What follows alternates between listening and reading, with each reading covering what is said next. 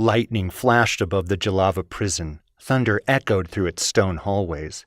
Inmate Alex Mueller sat on the floor, rocking back and forth in the corner of his cell. The walls of the cell were covered with phrases written in blood. Playtime, smile, dug too deep. He muttered these same phrases to himself. The words held no meaning for him anymore, and truth be told, he was hardly aware he was muttering them. The straitjacket that bound his arms to his torso was covered in filth and reeked of the mold that pervaded his dank cell. His stringy blonde hair fell over his face like a stage curtain, obscuring half of his tormented visage, while his bloodshot eyes stared at a spot along the far wall, just above his cot. It had been so long since he'd slept. A blast of lightning lit the crimson words on the walls as the thunder almost spoke them, reverberating through his chest. Yet what captivated him weren't the phrases he kept repeating, but the reoccurring symbol that covered many of the words, an upside-down horseshoe with a smaller one within it and a single line connecting them at their center. Centered on top of the curve of the large horseshoe was a circle. The image in its entirety resembled a man with long arms. Alex kept his attention on the most prominent of these many repeated symbols. "Playtime," Alex muttered, rocking back and forth. "Playtime. Johnny wants to play.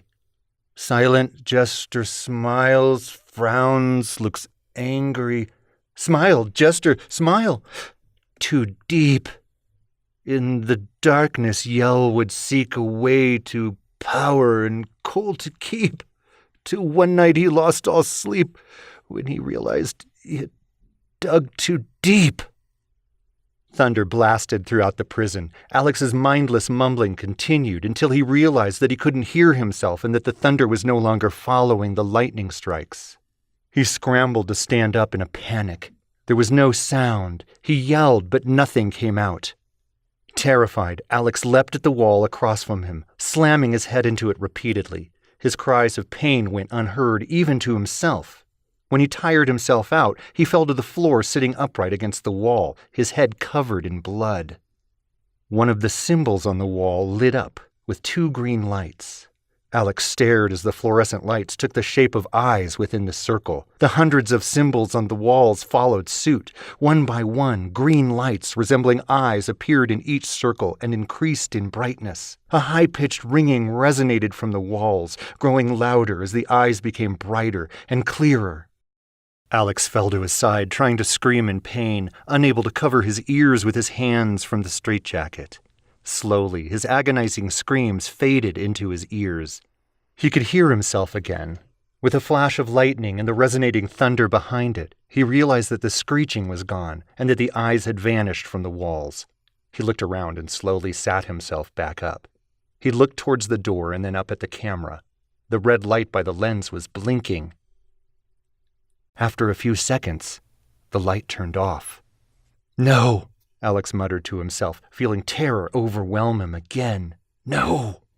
He was silenced from saying no again by the sound of an echoing step in the corridor outside his door. The heavy step came from a distance away. He stared immobile at the door, feeling that if he moved a single muscle, he would surely die. He knew what was in the corridor. Silence. He hushed his breathing but kept his eyes pasted on the door to his cell. Still, there wasn't any noise in the corridor outside. He slowly turned toward the bed railings. He wanted to corner himself between the wall and the railings, thinking that he would somehow be safe there.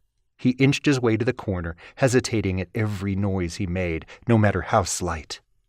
The heavy steps echoed in the corridor once more. Alex's head spun to face the door again. Only having covered half the distance, Alex froze and held his gaze to the door. Another step echoed in the hall. It sounded closer.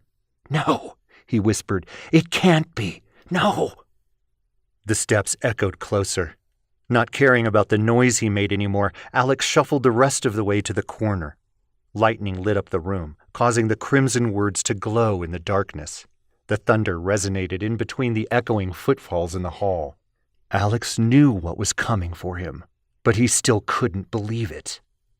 The echoes stopped outside the door to his cell. Alex stared at the black iron door, hoping that what was just outside would simply move on. Silence. Alex's face twitched.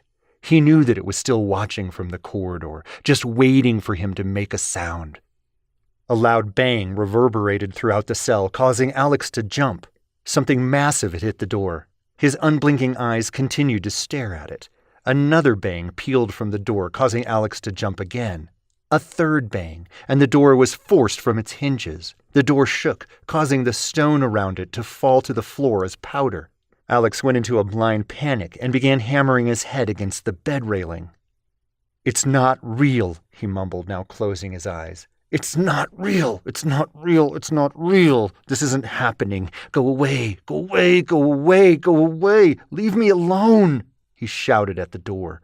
The door stopped shaking. Mortar crumbled to the floor around the doorframe. There was silence once again. The door shot open, blasting off its hinges. Alex jumped back against the wall and stared through the now destroyed doorway with its iron door hanging half off. The darkness from the cell combined with that of the corridor. He knew he was about to look death in the face. His pulse raced, his eyes adjusted to the prevailing darkness.